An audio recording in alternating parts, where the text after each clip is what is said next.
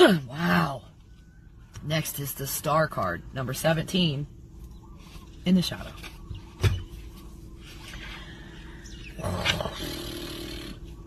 I don't know how this keeps happening. You may be feeling hopeless and unable to connect with spirit. This may be, I don't know what's going on with this reading. Roller coaster again. Healing may be taking a longer time than you had expected. Doubt or insecurity may be blocking the promise of the star. What is causing the blockage and what can you do to remove it? You may be experiencing a dark night of the soul, as if you are descending to the underworld like Persephone or Inanna. Remember that when each returned at last to the world of the living, they became the queens of both realms. Soul lesson themes: hope, mystical experience, wonder, peace, serenity, spiritual blessing, refreshment, inspiration, gratitude, generosity, grace. So since this is upside down, all of these concepts are in the opposites. There isn't any generosity. Nobody's having gratitude. Somebody's missing out on their serenity and spiritual blessings and inspirations. Journal questions to write down and ponder so we can heal that. What gives me hope? What kind of spiritual practice do I have?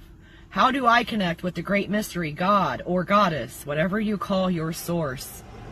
What inspires me?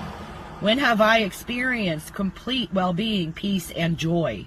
How can I experience it again? How can I bring peace into my world? What is the North Star or guiding light of my life? Where is my heart's home?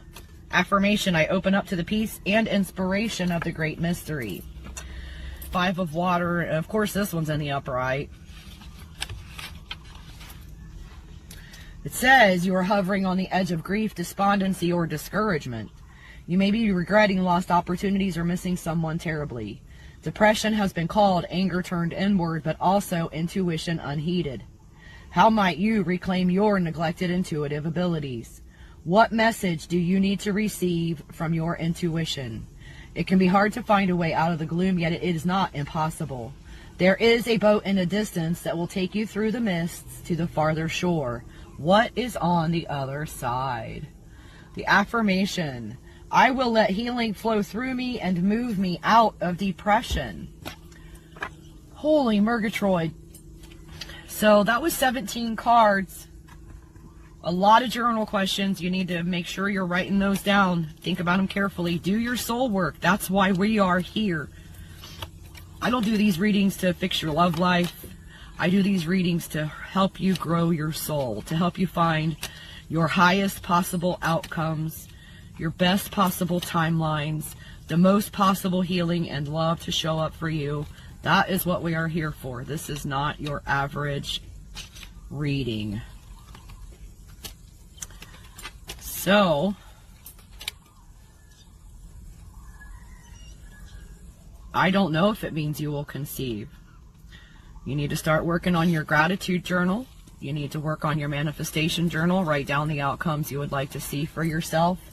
Feel how that would feel for you. I can't guarantee anything as far as conception. I tell you what, I fully believed my entire life, my entire adult life, that I would conceive, but I didn't.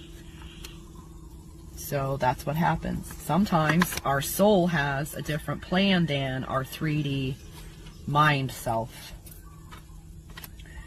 So,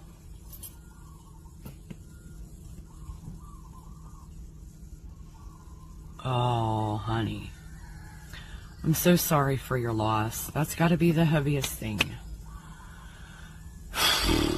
I've had some miscarriages. I cannot imagine actually getting to meet that little soul and then losing them. But just know this, okay?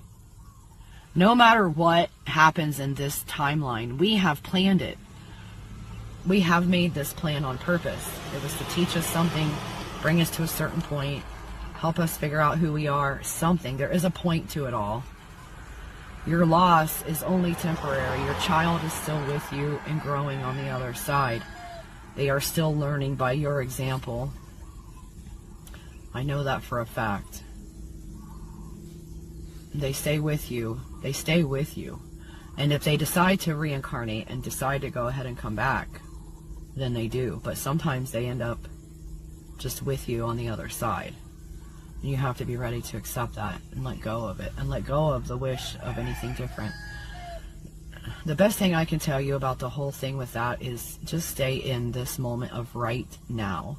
Try not to worry about the future. Try not to wonder about what's coming. Try not to stress yourself out with the negative thoughts. Don't do that. Always assume the best is coming. Always picture the best possible outcomes, but don't stress about it. Just let it go into the world.